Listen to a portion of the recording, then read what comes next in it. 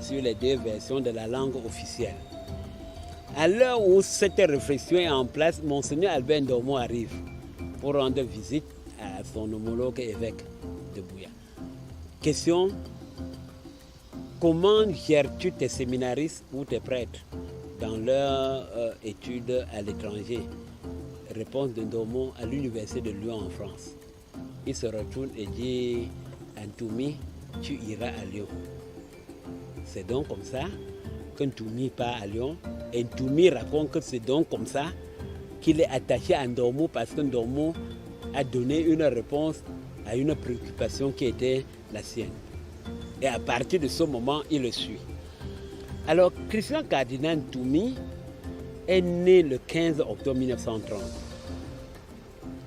En naissant comme ça, et quand maintenant on voit cette vie dans le rétroviseur de l'histoire, en naissant en 1930, il est de 4 ans, le cadet de Ndomo dont nous parlons là, 4 ans. Il est de 6 ans, le cadet de Amadou Ahidjo. Il est de 3 ans, l'aîné de Paul Biya, en 1930, avec Jean Zoua. Jean Zoua est officiellement né en 1922, mais Jean Zoua a toujours dit qu'il a l'âge que les missionnaires lui ont donné. Et cet âge-là, c'est 1924. Mais en prenant 1922, n'est-ce pas, il est de 8 ans, le cadet de Monseigneur Jean Zoua. Et un peu plus d'années que ça, le cadet de Paul Etoga. Pourquoi je fais cette ronde? C'est que quand nous parlons des personnalités qui ont marqué l'histoire, il faut les insérer dans l'intervalle humain où ils ont agi. Et nous citons là les protagonistes de la vie que Cardinal Ntoumi aura à mener. Donc, il naît en 1930 à Kumbo, dans le nord-ouest. Il va mener des études primaires, secondaires, et il va opter pour être enseignant. C'est ça qu'il entre à l'école normale. Donc, Ntoumi est d'abord enseignant de philosophie et d'autres sciences sociales connexes. Ce qui justifie son arrivée tardive au séminaire.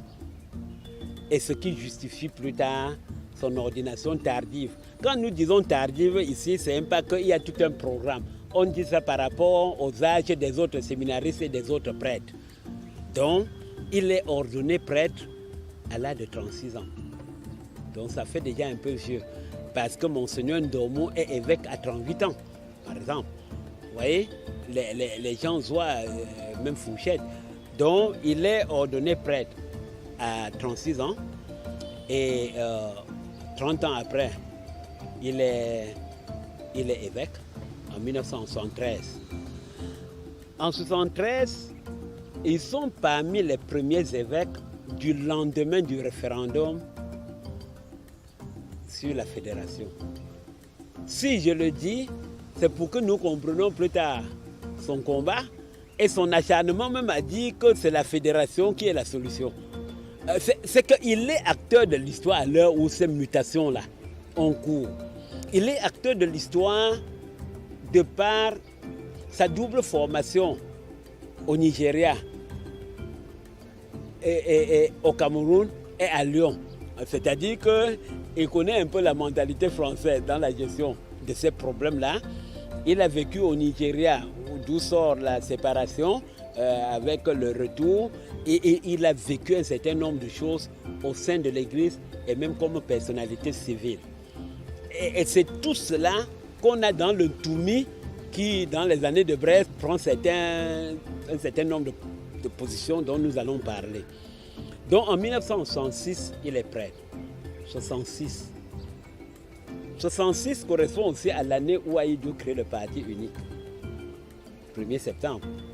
Vous voyez que les différents angles de sa vie correspondent, comme si c'est Dieu qui l'avait voulu, à d'autres grands moments de l'histoire du Cameroun. 1930, c'est les premières années du mandat qui va ouvrir comme ça, avec toutes les chevauchées de cette histoire. C'est d'autres types d'histoires, ça. Donc, pour rester concentré sur lui, 13 ans seulement après son ordination, il est évêque. on a regardé dans le schéma des autres, c'était aussi une vitesse assez importante. Il est évêque en 79. 79 encore, pour parler de Biya, c'est l'année où Paul Biya est nommé ministre maintenant le Dauphinat. Cela veut dire qu'il a également vu Biya progresser dans ces mutations-là. Ce qui est important à savoir, c'est qu'il est nommé évêque de Yagua. C'est au nord du Cameroun. C'est très très important de savoir. Premièrement, le lieu où il est envoyé par Rome au niveau de sa charge épiscopale, au nord Cameroun. Il fait donc partie des premiers prêtres noirs qu'on envoie pour prolonger l'œuvre de l'évangélisation catholique de cette partie du monde qui était confiée aux Zomi, au bled de Marie Immaculée, sous la conduite de Yves Plumet depuis 1946. Il part pour ce travail-là, il part renforcer. Mais Toumi lui-même soupçonne le Vatican d'une affectation disciplinaire, pour parler profane. Parce que lorsqu'il est sacré prêtre, son évêque lui confie une mission. Comment organiser un groupe de chrétiens ayant pour mission de réfléchir sur les charges sociales de l'Église. Comment est-ce qu'il peut apporter une contribution dans ce domaine-là pour que l'Église voit comment s'organiser pour répondre davantage mieux aux préoccupations des fidèles à sa charge. Et il va donc créer le Christian Action Group. Christian Action Group, certains vont dire qu'il a mis son nom dedans, Christian Christian Toumi, donc le Christian Action Group. Mais il va créer ça. Ce sera comme la cellule à penser de l'Église catholique de la région où il est implanté. Alors ça commence à faire bruit. La restitution pastorale de ces réflexions attaque de front les dispositions de l'institution politique. Conclusion, c'est dans cette chevauchée qu'il est affecté au nord, nommé évêque. Deuxième chose importante, nous sommes en 79, 4 ans après la libération politique de Monseigneur Albert Ndormo, qui sort de la prison de Tcholéré et est provisoirement installé à Rome. Et on dit qu'il a développé une pensée qu'on a appelée la théorie de la mutabilité. Cette théorie de la mutabilité, en rapport avec ce qui lui est arrivé en 70, arrive à la conclusion qu'au lieu de le démettre de ses fonctions, de sa charge épiscopale, on pouvait le muter et que dans un autre diocèse, il n'aurait pas le même problème. La théorie de la mutabilité. Mais on a préféré l'enlever. Et donc cette théorie de la mutabilité s'applique pour la première fois sur Christian Toumi, qui donc doit quitter son aire culturelle pour aller prêcher ailleurs et où à Yagua, dans le nord du Cameroun. Il a d'abord interprété comme ça. Là, c'était la faiblesse humaine, il le reconnaît, puisque en mission divine, il doit servir partout où la mission l'appelle. Les apôtres avaient été envoyés en mission. Il nous souvient que lorsque les prêtres de l'archidiocèse de Douala écriront leur mémorandum éclairage nouveau pour condamner Rome d'avoir désigné un évêque bamileke dans leur circonscription, Jean-Paul II aurait répondu « Je suis polonais et évêque de Rome ». Tout simplement pour que nous confirmons que la mission missionnaire, s'il faut se répéter ainsi, n'a pas d'espace géographique à contrôler. Ça a l'homme comme préoccupation et partout où on sait que l'âme de l'homme est à sauver, alors partout le missionnaire doit aller. Et c'est en faisant cette lecture qu'il a tempéré un peu ses analyses sur les raisons de son envoi à Yagua. Et donc dans la même chevauchée, il comprendra que si les Yves Plumet sont au nord Cameroun depuis, parce que, vu de France, tout le nord du Cameroun était musulman. Mais c'est quand des militaires français chrétiens catholiques arrivent au nord Cameroun pour les raisons de la Deuxième Guerre mondiale qu'ils font le constat, pour eux surprenant, que tous ne sont pas musulmans. Il y a même des anti-musulmans, les Kirdiens en l'occurrence, et proposent donc au gouvernement français d'organiser une mission pastorale pour reconquérir, entre guillemets, ces âmes perdues en quête de repères. La France va s'adresser à Rome et Rome choisira une congrégation française pour aller accomplir cette mission en terre de colonies.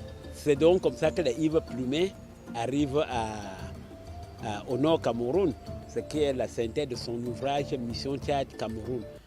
Et donc, Toumi considère, maintenant dans la version positive, qu'il part dans le prolongement de cette même mission, maintenant comme chrétien camerounais, à l'heure où l'Église, comme l'administration, est constituée de potentialités locales pour le relèvement du message du Christ.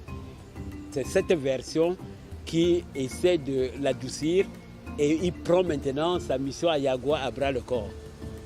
La conclusion provisoire de ce que je viens de dire, c'est que c'est en fait à Yagua maintenant en tant qu'évêque titulaire qui va mettre en chantier un certain nombre de résultats de ses réflexions dans le Christian Action Group qu'il avait mené sur la demande de son évêque.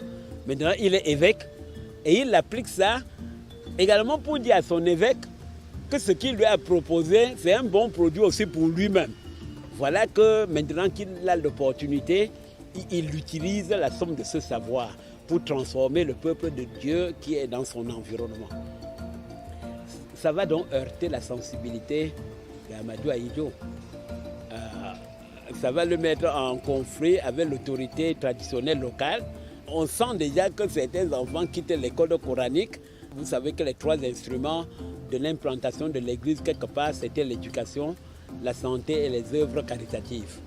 Bon, alors, donc par l'école, qui est une branche de la doctrine sociale de l'Église, Toumi était en train déjà de canaliser vers lui, n'est-ce pas, une frange importante de la jeunesse. Samuel Cléda aujourd'hui est un pur produit de Christian Toumi. Samuel Cléda, qui est l'archevêque de Douala. Et il est tellement fidèle que c'est lui que le cardinal trouvera pour lui succéder à Douala. Ouais, c'est ça. Donc, c'est les premiers enfants du pays de l'islam devenus catholiques. Et on a favorisé, entre guillemets, leur promotion pour attirer d'autres. Tout ça, il y a un peu l'Intoumi derrière ce travail. Toumi va succéder à Yves Plumet. Et comme je l'ai dit tout à l'heure, Yves Plumet est le chef du groupe des missionnaires envoyés pour évangéliser le Nord Cameroun, un pays musulman. Il sera le premier préfet apostolique. La préfecture apostolique dans l'histoire de l'Église, c'est quand on a localisé une région où on va répandre l'Évangile. C'est d'abord une préfecture. Il est là comme une représentation, après pour analyser bien. Il sera le premier vicaire apostolique. Vicaire veut dire que l'Église se rend compte que la mission missionnaire peut tenir. Et donc, on élargit les compétences. Et du vicariat, on est arrivé au diocèse. Et les diocèses au Cameroun sont nés le 14 septembre 1955. Et il sera le premier évêque de ces premiers diocèses. Ce Yves Plumet a donc publié en 1900, après 45 ans d'exercice, 45, en 1990-91, un gros ouvrage qui résume sa mission pastorale au Cameroun. Et malheureusement, au lendemain, on l'a tué, comme si on avait considéré qu'il a terminé sa mission. Son successeur, c'est Toumi. Toumi est archevêque coadjuteur auprès, c'est-à-dire après ses fonctions d'évêque de Yaoua, il est nommé à Garoua comme évêque archevêque coadjuteur avec droit de succession et succédera à Yves Plumet. Et c'est à ce poste qu'il est élevé en 88, 28 juin 1988, au grade cardinaliste. Il est le premier du Cameroun.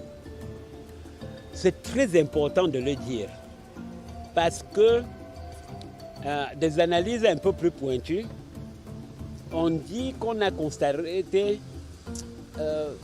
quelque chose de pas régulier, pas bien dans la politique du Vatican au Cameroun. Pourquoi? Parce que le Cameroun a été un territoire très fertile pour l'expansion du christianisme.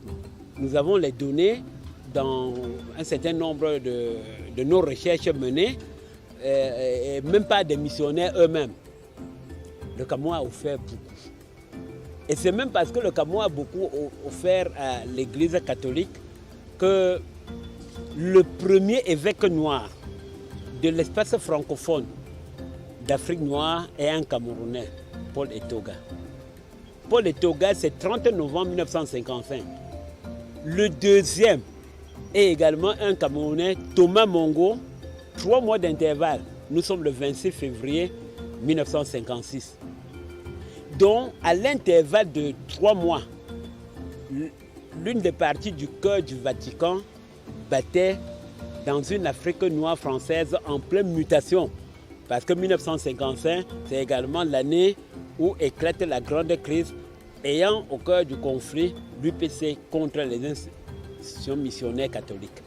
On dit même que c'est dans le prolongement de cette réflexion que Monseigneur Albert Ndomo apparaît comme le premier Bamileke, parce que le Vatican cherchait un haut-parleur, l'UPC reprochant à l'Église catholique d'être le bras missionnaire de l'impérialisme colonial. Alors on espérait trouver en Ndomo celui qui, du monde Bamileke, va mieux s'adresser à ses frères pour dire que l'Église n'est pas ça. Donc, alors, vous comprenez donc l'environnement dans lequel Christian Cardinal Toumi devient cardinal. On dit donc que par rapport à cette longueur de temps, on aurait pu avoir un cardinal un peu tôt et que des pays n'ayant pas la même épaisseur chrétienne catholique avaient déjà des cardinaux. Pourquoi cette arrivée tardive d'un cardinal au Cameroun? Et maintenant, pourquoi un anglophone? Oui, je le dis, parce que le conflit entre Jean Zoua et Monseigneur Albert Ndomo a trop duré. Ça a duré. Quelques aspects de ce conflit, c'est Monseigneur Ndomo déjà comme séminariste créait des petits problèmes. Nous l'avons dit dans les émissions précédentes, la guerre de Tarou et tout ça. Mais on a menacé de l'exclure. Il a dit « je sors, je crée mon église ». Donc il était une figure très montante au sein de l'église. Il a posé des actes qui étaient totalement à l'envers du comportement de Jean Zoua dans les mêmes espaces. Dans les mêmes espaces. On a constaté que pendant les années de formation de Jean Zoua, il n'a jamais pris de grandes positions. En 1956, il constitue l'un des fleurons intellectuels de l'église catholique. Mais à l'heure où un groupe de 12 prêtres se met à écrire un livre, Les prêtres noirs s'interrogent, Jean Zoua a trouvé les astuces pour esquiver sa participation à la rédaction de cet ouvrage. Monseigneur Lefebvre, à l'époque, avait fait le tour des églises pour mettre les prêtres en garde contre qui prendrait le risque de participer à la rédaction de cet ouvrage. Fidèle à sa tradition, Jean Zoua a su esquiver ça. Et donc on voit ça. Les deux maintenant, l'un par son tempérament assez bruyant et vivace, à Rome, au Concile Vatican II, où il prend la parole, donc ça avait opposé les deux. Tant et si bien qu'on cite même que Haïdou s'en est mêlé lorsqu'il a voulu menacer Jean Zoua d'avoir dit une messe qui ne l'a pas plu au sujet des morts du train de la mort de 1962.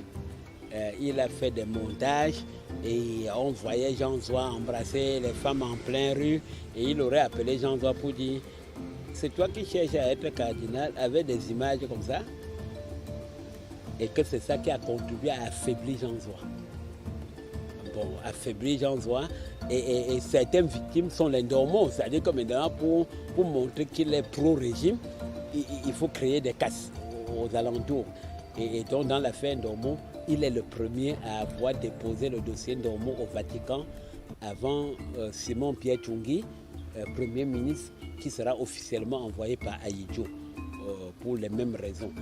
Et donc vous voyez que nous parlons comme ça pour vous dire qui est Ntoumi. Ntoumi est donc, de par cette analyse, comme la solution romaine à cette crise entre les tendances francophones. Voilà, Ntoumi. Mais Ntoumi, c'est aussi toute une histoire de cette zone-là en effervescence pastorale et politique. Et Rome va prendre Ntoumi comme une clé d'entrée dans cet espace-là. Et comme il a la double configuration culturelle d'être anglophone et francophone, alors ce que je vais vous dire là est très très important parce que très peu de gens le savent, même au sein de l'Église. Alors la petite histoire, c'est Monseigneur Xavier Vock. Pourquoi je convoque Monseigneur Xavier Vock? Parce que Monseigneur Xavier Vock est nommé au Cameroun lorsque le Cameroun est dans la transition du départ des Allemands et de l'arrivée de la France. Monseigneur Xavier Vock était en poste en Tanzanie, Tanganyika à l'époque. Il était en poste là-bas. Rome va trouver, en regardant le potentiel devant lui, que c'est Monseigneur Vock qui peut assurer cette transition.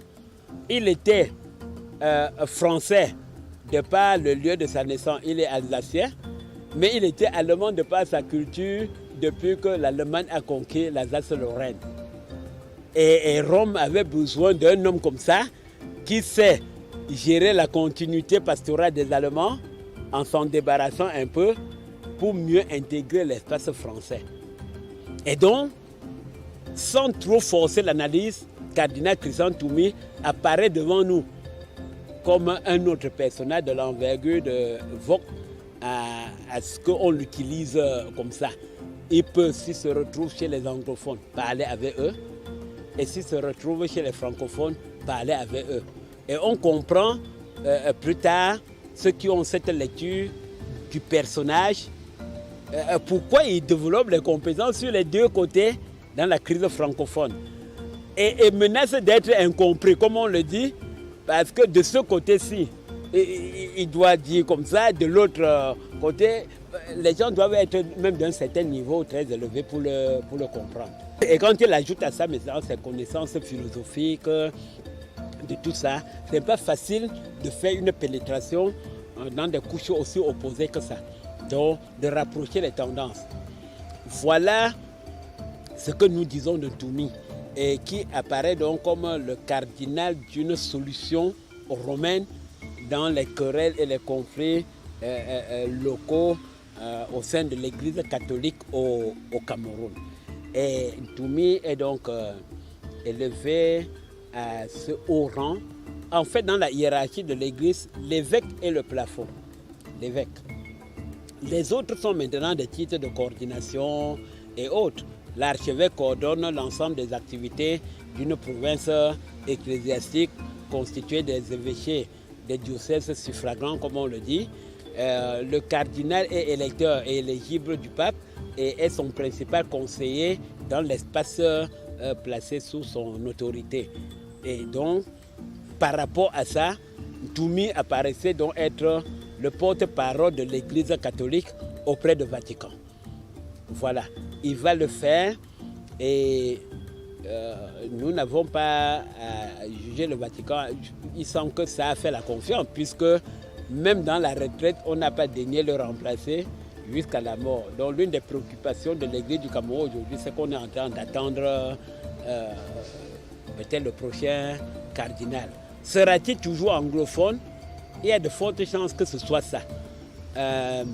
nous avons appris que dernièrement le secrétaire qui était en tournée, il est parti là-bas. Je voudrais dire à ceux qui vont nous écouter que l'Église catholique a une diplomatie très forte. Lorsque, en 1966, Monseigneur Yves Plumet obtient que Ahidjo fasse son premier voyage à Rome, il va déclarer « Je ne pouvais pas venir sans mon évêque ». Ça a montré qu'Ahidjo ne comprenait rien à rien, parce qu'en fait, c'est Yves Plumet qui montrait le résultat de son travail à Ahidjo. Nous l'avons soutenu en disant que déjà la communication de Yves Plumet au concile était un élément pour justifier ça. Et de la même façon, en prenant le Christian Cardinal Toumi, si les gens n'ont pas une analyse en profonde, ils vont croire qu'ils ont affaire à un individu.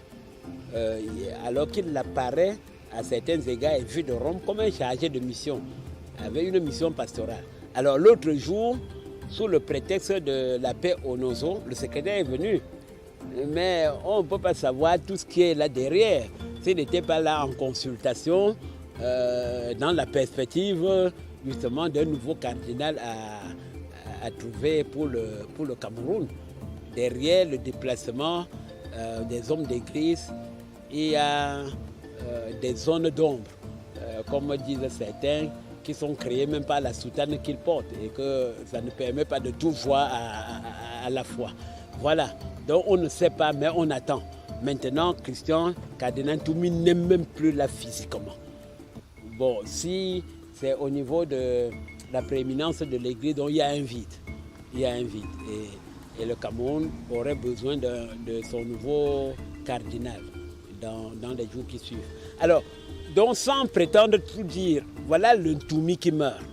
Et donc par rapport aux antécédents dont je viens de révéler quelques pans, on va comprendre donc pourquoi l'engagement de Toumi sur le champ pastoral, sur le champ politique, c'est leur mission.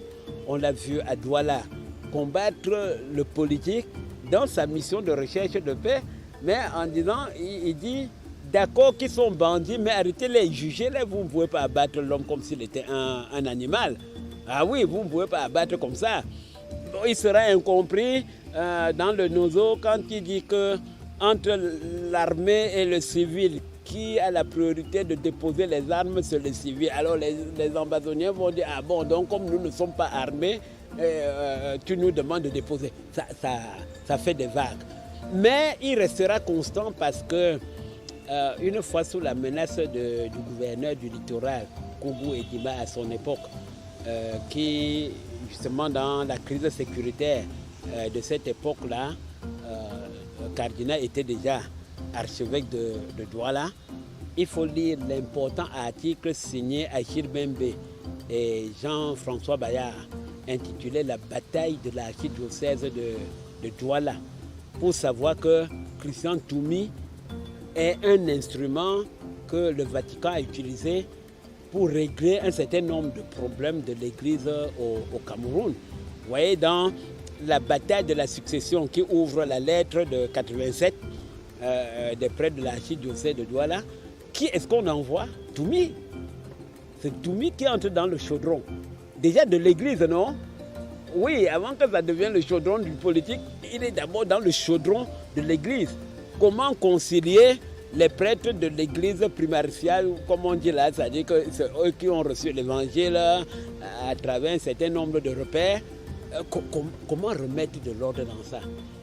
Et on constate même que le Vatican s'est séparé d'un certain nombre, ou bien les a mis dans la retraite anticipée en disant tant qu'on fait la lecture de vous qui avez signé, vous ne pouvez même pas avoir de promotion au sein de l'Église. Donc, qui est-ce qu'on a envoyé? Christian Cardinal Toumi. Et à ses heures de jeunesse. Et donc, lorsqu'il engage ce genre de combat, le politique ne voit qu'un Toumi qui dit de prier pour les bandits qu'on a abattus et tout ça. Et on l'appelle donc aumônier des bandits. Et voilà. Donc, c'est ce Toumi-là, dans cette ambivalence, qui entrera davantage dans les études postérieures. C'est-à-dire maintenant même qu'il est mort, c'est là où il devient objet d'étude et prend de l'épaisseur. parce qu'il meurt en plein chantier. En plein chantier. Et il a suffi de quelque chose comme ça pour qu'il meure dans les mains des amazoniens. Je veux dire qu'on l'arrête en novembre et puis voilà, en avril, il finit. Ce qui témoigne donc de cet engagement. Il faut aller dans les profondeurs de l'histoire de l'Église pour le savoir. Et il avait dit au gouverneur du littoral qu'il le menaçait en disant, en lui rappelant, est-ce que tu sais ce qui est arrivé à Ndomo, allusion à la prison et tout ça. Il a dit, premièrement, monsieur le gouverneur, si vous ne connaissez pas l'histoire, tout ce qui a été dit sur Ndomo était faux. Les objectifs étaient ailleurs. 2, j'ai déjà 70 ans. Et les saintes écritures pour lesquelles je vis disent qu'à 70 ans, on a atteint. Et donc chaque année supplémentaire est un bonus de Dieu. Donc il m'a déjà laissé le temps d'accomplir une bonne partie de la mission qu'il m'a confiée à exercer sur la terre. 3, parce que vous êtes profane, vous ne connaissez pas, la ceinture rouge et la robe rouge, qui est la principale tenue des cardinaux, symbolise le sang. Nous sommes prêts jusqu'à la dernière goutte de sang pour sauver l'humanité. Et là, maintenant, redonner à l'Église toute sa mission. C'est pour ça que les catholiques disent qu'ils maintiennent Jésus en croix, même après la résurrection, pour rappeler aux hommes qu'il a été dans cette position parce qu'il voulait les sauver, sauver l'humanité. Et donc, Toumi de conclure qu'il ira jusqu'au sang. Et c'est là où il a dit au gouverneur que le prêtre, l'homme de Dieu, peut même appeler à la guerre si jamais toutes les analyses montrent que c'est la guerre qui est la solution. Et que l'histoire même de l'Église est truffée des exemples comme ça. Exemple, les croisades. C'est Urbain II qui lance les croisades en déclarant que la tombe de Jésus était dans les mains des impurs. Et que les chrétiens qui vont s'adonner à la mission de libération de la tombe de Jésus ont déjà leur place garantie dans les cieux. Et eux, ils sont en mission pastorale à cette fin. Voilà ce que nous pouvons dire de qui est cardinal Christian Toumi.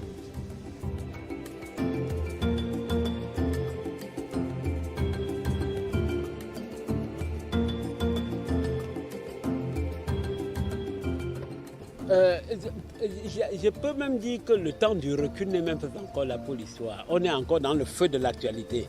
Voilà, les gens apparaissent sur les écrans de télévision, moi-même je suis là devant l'écran, pour dire des choses. Le temps de recul en histoire a un peu son temps. Mais ce qui est un peu important aujourd'hui de savoir, c'est qu'il n'est plus là. Il n'est plus sujet actif du débat. Il n'est plus là. Donc maintenant, on se référera à lui en disant, Toumi avait pourtant dit. C'est-à-dire que des positions vont revenir. Il y a déjà des gens qui ont commencé à claironner. Si on avait laissé Toumi faire, même les Ndomo n'ont pas atteint, nous-mêmes on le dit. Pourquoi? Parce qu'en fait, en mettant dans le champ du conflit le politique, les actions menées par... Il y a deux choses quand on étudie le politique au Cameroun. Il y a le politique qui veut cette paix. Mais il y a également ce politique qui ne voudrait pas qu'on lui accapare les démarches qui ont abouti, oui, les prérogatives de ça. Et moi, j'ai étudié ça pour Ndomo, qui avait prétendu que dès la fin de son sacre, il ferait édifier un sanctuaire pour la paix. On avait désigné à l'époque le mont Lunako en Konsamba. Et les gens s'étonnent qu'on avait trop discuté de ça, ça n'a jamais eu lieu. Et moi, j'ai dit que ça ne pouvait pas avoir lieu. Parce que Ndomo disait que c'est un lieu où animistes, chrétiens, musulmans, tout le monde épris de paix devait venir dire la prière pour l'avènement de la paix au Cameroun. Mais Aïdjo applaudit ça dans les coulisses. Mais a également peur qu'un jour on dise que la paix est venue au Cameroun grâce aux prières que Ndomo organisait en Konsamba, c'est-à-dire loin même de Yaoundé, alors qu'il siège à Yaoundé au nom de cette mission-là. Donc l'homme politique est aussi traversé par ce genre de courants controversés.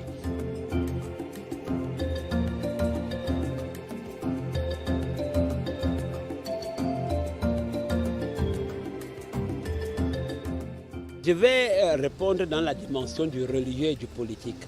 Au sein de l'Église même, il semble que ce qui les unit, c'est la soutane. Et qu'en dessous de cette soutane, il y a par moments ce qu'on appelle en politique la nuit des longs couteaux. Qui veut dire quoi? Que ils ne se comprennent pas, il y a des rivalités un peu comme ça. Dans la hiérarchie de l'Église, et je le dis souvent aux gens, que quand un pape meurt, celui qu'on peut désigner sous le nom de pape est en fait l'évêque de Rome. C'est ça la hiérarchie.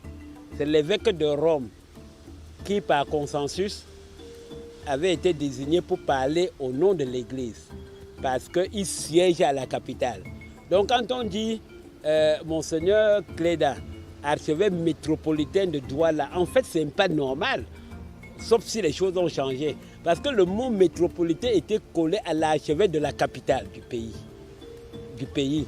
Parce qu'il est le plus proche du siège des institutions et donc le plus proche à porter la voix de l'Église.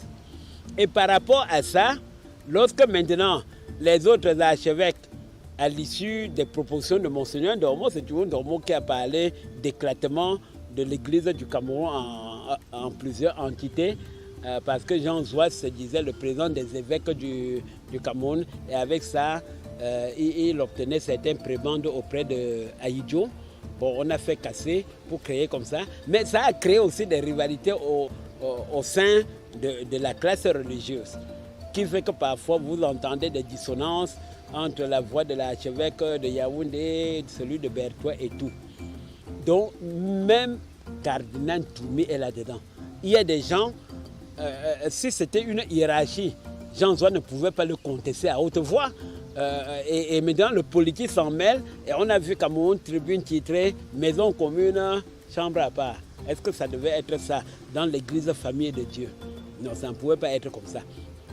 Donc, même entre eux, donc ce Jean Zouas peut contester que voilà un petit évêque d'hier, il est cardinal. Donc il participe à des instances qu'eux, ils ne sont pas convoqués là-bas. On dit qu'il est conseiller, électeur et éligible. Quand le pape meurt, quand il entre en conclave, il peut sortir pape. Mais quand le pape aussi veut savoir certaines choses, c'est eux qu'on appelle. Et donc ça également, les gens ne prennent pas ça de la même manière. Conclusion provisoire ici, donc même au sein du clergé, les gens ne l'accompagnent pas de la même manière. Donc on ne dit pas l'Église catholique a dit que.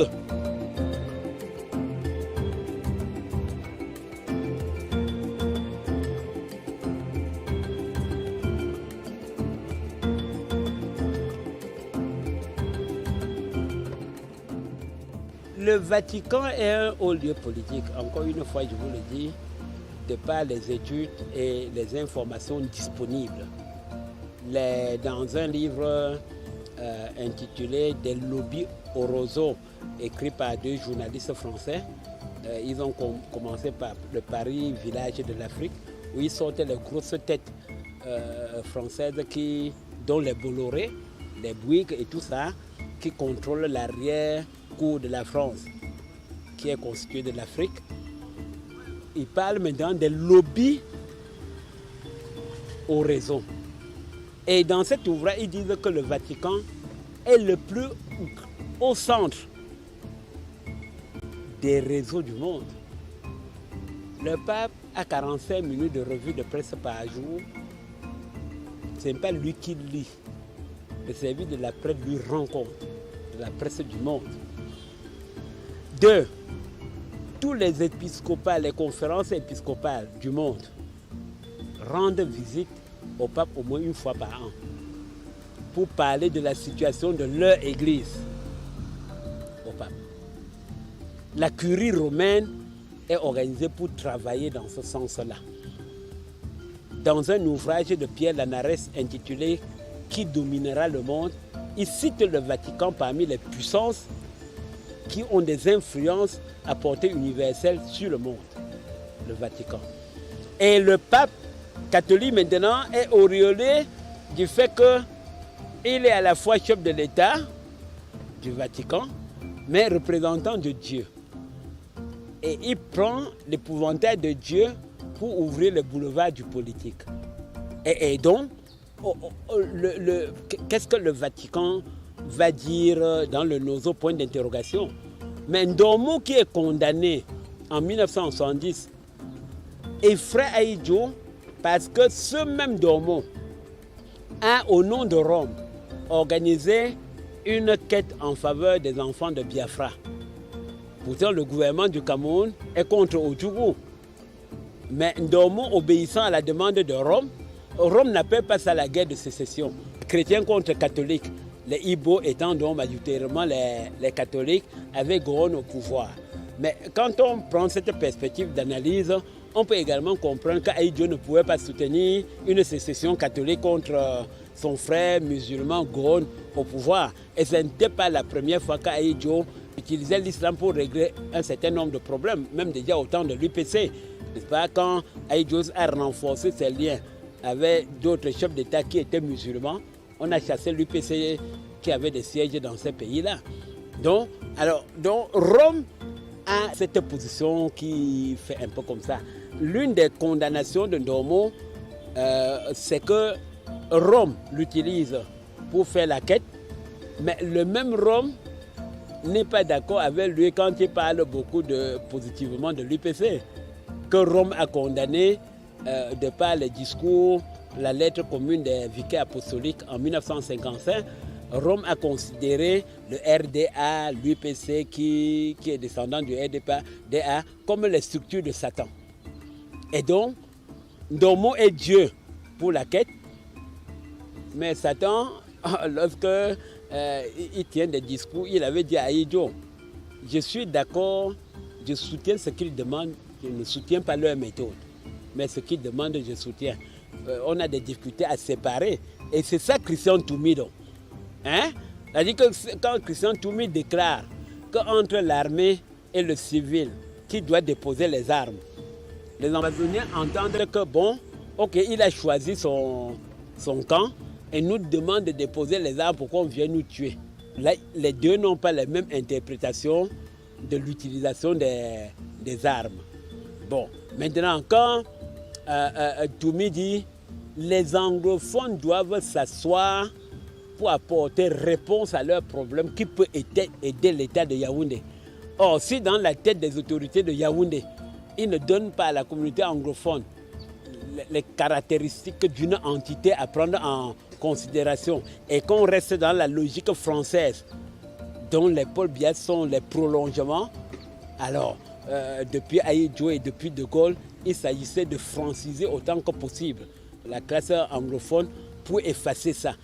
Il y a même dans les discours souterrains ceux qui disent que tôt ou tard on va démanteler les deux régions, au moins administrativement, pour briser l'aile de la solidarité commune en cas de lutte. Vous voyez? Donc, en prenant ce schéma, Toumi qui veut réunir les anglophones, on dit, ah bon, donc il veut donner une forme à cet État.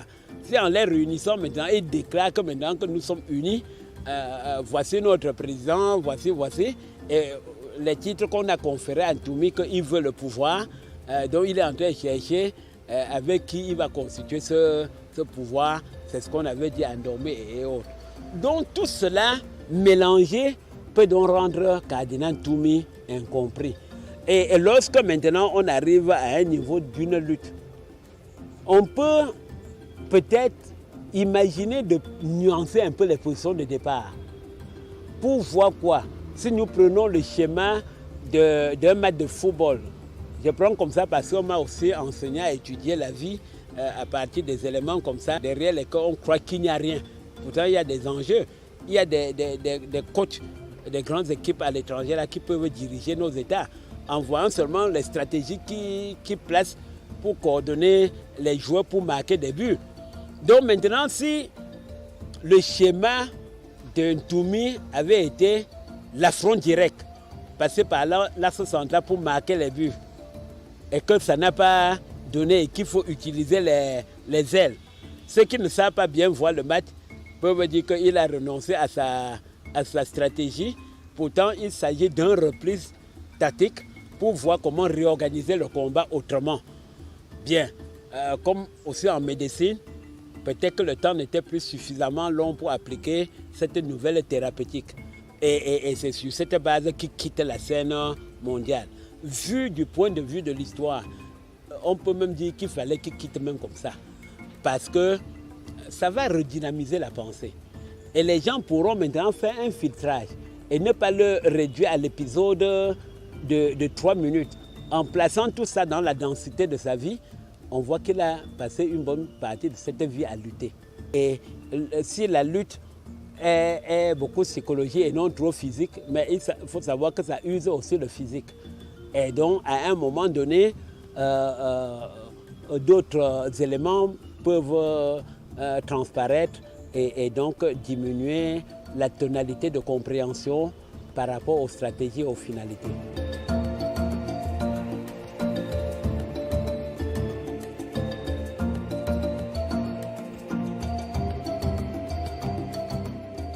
Lui-même le dit, quand déjà il considère lui-même, il fait la lecture d'une affectation disciplinaire à Yagua, ça veut dire qu'il fait le bilan de quelque chose. Et ce bilan, on peut le découvrir dans son premier livre, en effet dans son ouvrage de 2007, où il parle des relations entre Ahidjo et Paul Biya et Djoumi, prêtre. C'est-à-dire quelles sont les prises de position qu'il a eu à engager contre les 2 premiers présidents de la République.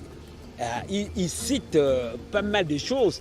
Et donc, dans ce livre, on peut imaginer certaines dispositions qu'il a prises. Et d'ailleurs, même s'il ne l'avait pas fait, le nom ne serait pas en train de faire bruit. Et comme nous l'avions dit tout à l'heure, quand on lit quelle était sa préoccupation dans Christian Action Group qu'il a mis sur pied à la demande de son évêque, les thématiques, l'approche des hautes questions sociales qu'il a abordées, l'Église même et les mutations qu'il a suivies montrent à suffire qu'il a posé des actes. Il a utilisé les pupitres de l'Église pour parler au monde.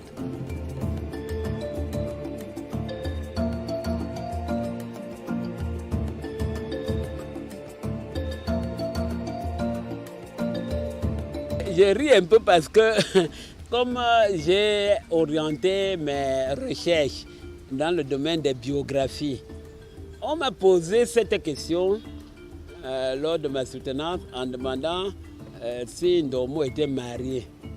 Et bon, j'ai d'abord ri en disant que non, au niveau de l'Église catholique, ces ouvriers-là ne prennent pas femme. Mais eux-mêmes disent que le vœu de chasteté, qui suppose donc non-mariage, dans la forme connue socialement, est différent de vœu d'impuissance. Parce que il y a un discours très répétitif dans le monde de l'Église catholique qui dit que pour être prêtre, le candidat à la vocation doit totaliser tous ses arguments humains, pour ne pas être comme un déchet qui vient se mettre, un indigent qui profite de la soutane pour manger gratuitement. Il faut qu'il montre toutes ces caractéristiques-là et savoir maintenant qu'il a fait don à Dieu de tout ça. Et ce qui reste maintenant de la mission pastorale, c'est qu'ils sont donc des apôtres. C'est en Afrique ce qu'on appelle les abbés vivent à la mission. En fait, dans la structuration de l'histoire de l'Église, c'était des laïcs qui venaient apporter un appui à l'œuvre missionnaire sans être dans des congrégations. Et que, bon, maintenant, les congrégations regroupaient ces partisans dans des communautés comme ça, logés dans des bâtiments. Donc, c'est ici. Et donc, ils prêchent ça. Le vœu de chasteté n'est pas à confondre avec vœu d'impuissance. C'est-à-dire que lorsqu'on m'a demandé de parler de Ndomo et les femmes, j'ai dit que ce n'est pas mes problématiques. Et que tout ce qu'on raconte là, moi-même, j'ai été au courant. Mais je ne suis pas sorti pour venir chercher si Ndomo s'est marié ou pas. Je suis venu étudier sa mission pastorale. Sinon, qu'est-ce qu'on dit globalement? On nous dit, moi j'ai grandi à la mission, que derrière chaque prêtre se cache une femme. Ça, on le dit. Bien maintenant, c'est même pas facile d'aller coller cette femme-là derrière le prêtre en question, n'est-ce pas? Pourquoi? Parce que, ayant mission de rassemblement, il est là pour écouter. D'autres ont dit qu'il gère les veuves. Certains vont même jusqu'à dire que l'association des veuves est mise en place par le clergé pour regrouper et fertiliser le champ. Ça arrive. Que les congrégations religieuses, par ce qu'on appelle les sœurs, tout ça, ont cette mission possible. Mais ce qui est resté constant, et on a vu ça dans l'histoire de la mission en Afrique, dans une région comme l'ouest d'où je sors, il y avait les Siksa. Les Siksa étaient des lieux créés par l'Église pour former les jeunes filles à un mariage chrétien. Bon, deuxièmement, les mettre à l'abri des prédateurs. 3, leur enseigner que le vrai mariage, c'est dans la vie du couple et que le couple qui veut se sentir à l'aise a à placer sa fiancée dans les Siksa pour un encadrement spirituel, pour la préparer. Mais les Siksa ont disparu. Une des raisons fondamentales, puisque on donnait un délai de 6 mois dans les visites. C'est-à-dire que le fiancé a droit à visiter la fiancée une fois en 6 mois. Donc peut-être 2 fois par an. Mais comme cette fiancée ne peut pas rendre visite au quartier pendant le temps du Siksa, on s'est rendu compte entre-temps que des jeunes filles placées à l'abri ont porté la grossesse. Question, est-ce que Dieu a encore créé des Vierges Marie? Et parce que humainement, on n'a pas encore d'exemple, on a soupçonné que les responsables des grossesses sont ceux qui étaient chargés de la sécurité et de la sécurisation spirituelle de ces filles. Conclusion, ça a disparu. Et ça, maintenant, dans ça, il est difficile pour Chouankap qui vous parle d'établir un catalogue de prêtres et femmes. Mais il semble que pour leur propre configuration psychologique et machin, la femme joue auprès de le rôle que les femmes ont joué ailleurs sans l'échange des bagues d'alliance.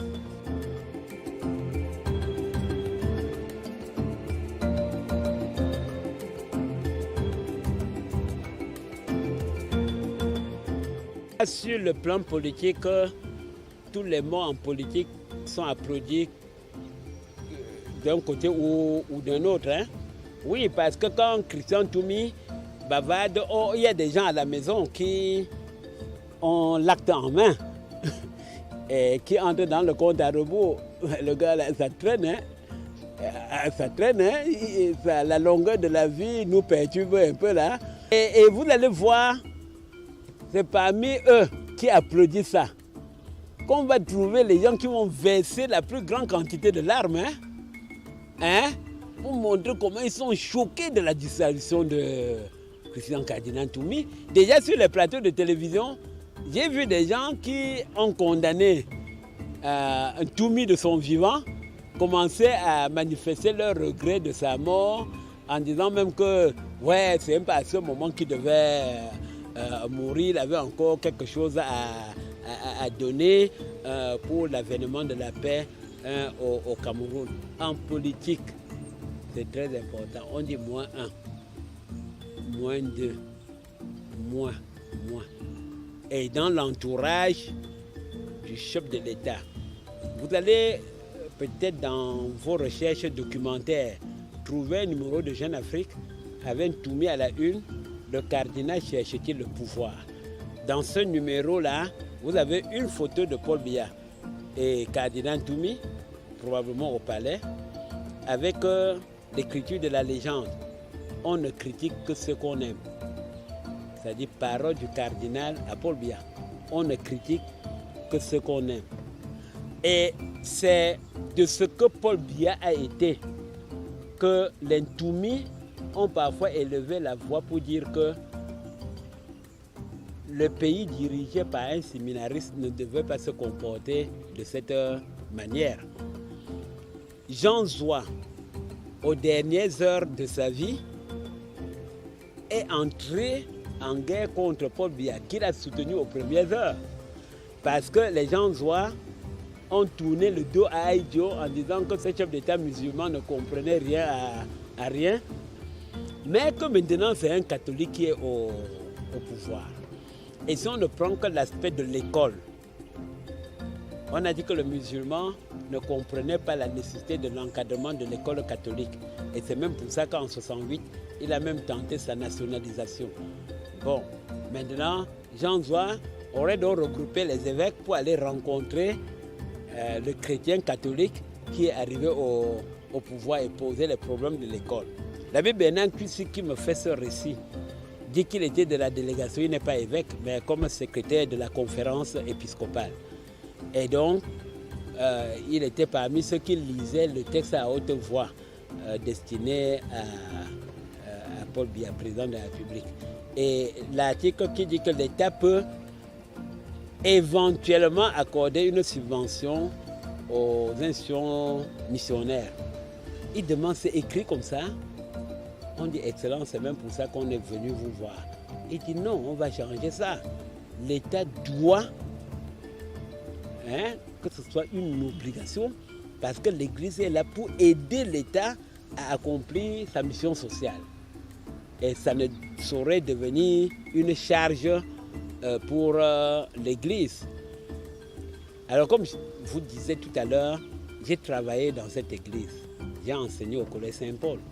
Et je sais ce qu'on nous faisait là-bas sur le plan salarial, sur le plan doctrinaire. Nous sommes à la mission d'expansion de l'Évangile, mais sur le plan argent, ce n'était pas la même chose. Entre la demande et ce qu'ils reçoivent de l'État et ce qui nous parvient sur le terrain, ce n'était pas vraiment de l'ordre de l'Évangile. Bien, alors, en prenant donc les choses comme je dis là, les Toumis ont fait un certain nombre de revendications. Parce qu'en fait, c'est sous Biya que l'école catholique se meurt. Sous lui. C'est-à-dire qu'on avait vu comme celui qui devait couvrir l'école catholique de ses ailes protectrices, c'est là où l'école catholique se meurt. Les subventions, si ça a encore un nom, n'est plus la réalité évidente. Et c'est pour ça que plusieurs portes de l'école catholique se ferment. Or, Toumi, dans beaucoup de ses sorties, principalement liées à l'école, a vertement critiqué le régime de Paul Biya, vertement, en disant que l'argent qui est détourné par des autorités, c'est deux péchés. Un, la plupart sont des chrétiens catholiques, parce que formés là-bas. Et deux, violation des commandements, tu ne voleras point. Et en cela, il piétine toute la mission sociale de l'Église. Mais en le disant, il jeûne. Mais c'est encore Toumi qui a révélé vers la fin de sa vie que du cardinal au plus petit, entre guillemets, évêque, il recevait des dotations financières de la présidence de la République, qu'il a même chiffré, non, à 3 millions pour le cardinal, un truc comme ça là pour les évêques. En effet, les archevêques, ça avait leur hiérarchie. Et maintenant, ceux qui bondissent contre lui, on dit, ah mais on comprend donc. On comprend que maintenant que tu deviens pratiquement une masse d'os, il faut te réfugier derrière le sein pour bénéficier des retombées financières.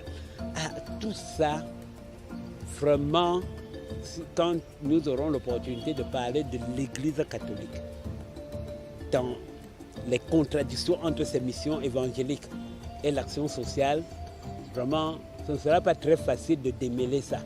Au Cameroun, aujourd'hui, depuis l'autre jour, on montre à la télévision le ministre de la Défense en train de contrôler les chantiers dans certaines institutions catholiques du diocèse de Yaoundé, réalisées par les génies civils. Ce n'est pas en fait des œuvres philanthropiques. Derrière ça, il y a toujours des données qui vont faire que demain, vous allez voir que si l'archevêque avait telle position, il peut nuancer, et comme les catholiques savent parler en parabole, pour trouver des formules pas trop catholiques, pour blanchir le politique à certaines dimensions.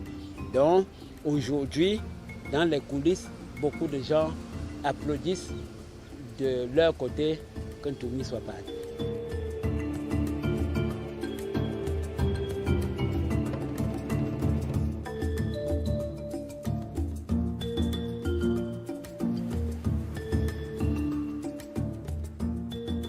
Nous avons eu à étudier ça il y a des articles dans la publication à laquelle j'ai fait référence tout à l'heure et qui commençait déjà à esquisser l'héritage même avant sa mort. Un, parce que c'était beaucoup de prêtres et de séminaristes qui ont participé à la rédaction de ce livre. Ils présentaient Ntoumi comme un modèle de mission pastorale, c'est-à-dire que le prêtre engagé à sortir l'homme de sa misère. Quelqu'un m'a dit l'autre jour que lui considère que c'était un torchon parce qu'il est parti à l'école dans les proximités du collège Liberman, offrir un espace pour que Orange installe une pylône et qu'il fait entrer le capitalisme dans l'église, tout ça pour de l'argent.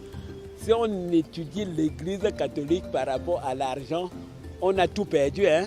Pourquoi? Parce que l'église catholique est façonnée par les profanes riches. Depuis Constantin, non? Hein? Qui a mis tous ses avoirs. L'église catholique vit en partie de ça. Les richesses du Vatican sont constituées des dons de ces grandes familles qui parfois quittent ce monde sans laisser d'enfants et vivent tout le patrimoine à l'église. Et nous donnons tout ça. Bon, l'héritage de Ntoumi, selon cela, c'est que la pastorale domine et que donc sur ce plan, il peut être présenté comme un modèle. Mais nous allons également examiner le dernier chantier de sa vie, qui est cette crise anglophone à laquelle son nom est intimement collé. Moi, j'ai la certitude que demain, la pensée de Ntoumi sera convoquée beaucoup de temps encore, tant que perdurera cette crise. Même les gens qui l'ont condamné de son vivant pourront trouver dans ce qu'il a dit à un temps certains petits éléments dont la mise en œuvre peut contribuer à l'avènement de la paix. Et sur ce plan-là, Ntoumi a beaucoup parlé au monde. Et son dernier ouvrage de 2011, le titre c'est Ma foi, Cameroun, un pays à remettre à neuf. Quand il l'écrit en 2011, la crise de Nozo n'a pas officiellement démarré, mais il constatait déjà que le mode de gestion du Cameroun nous conduisait droit vers l'abîme et qu'il fallait se ressaisir. Ce sont des messages maintenant qui vont gronder comme des messages outre-tombe. Et si les gens lisent ça avec beaucoup de tranquillité, ils vont comprendre que Ntoumi n'a pas passé son temps à dormir, il a inquiété les consciences et le politique a été pendant beaucoup de temps victime de cette montée en chair. Chair ici veut dire la tribune de l'église, pour pouvoir dénoncer un certain nombre de tares. Alors dans ce livre-là, il fait un peu le bilan de certains de ces comportements pastoraux qui sont traduits surtout dans la zone anglophone par une amélioration du bien-être du citoyen et des fidèles qui ont bénéficié de ces œuvres-là. Tout cela va constituer le patrimoine et comme Dieu lui a laissé suffisamment de temps pour les répandre, 90 ans, ce n'est pas mince pour pouvoir tenir cet ordre d'évangile.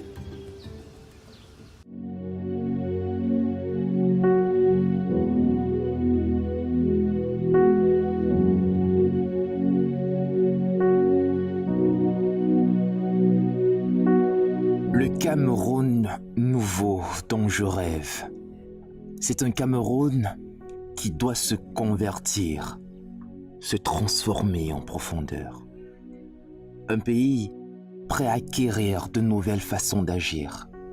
Bref, un pays qui doit être le contraire de ce qu'il était hier. Se convertir, c'est éliminer de sa manière de faire tout ce qui est négatif. Je crois pour ma part que l'alternance politique peut se passer au Cameroun comme ailleurs, sans heurts, sans guerre civile. Tout dépend de la volonté de l'homme, surtout de l'homme qui gouverne, de l'autorité suprême du pays. Je crois que le bien de tout Camerounais est nécessairement en rapport avec le bien commun, qui est l'ensemble des conditions sociales qui permettent à chaque citoyen d'atteindre sa perfection d'une façon plus totale.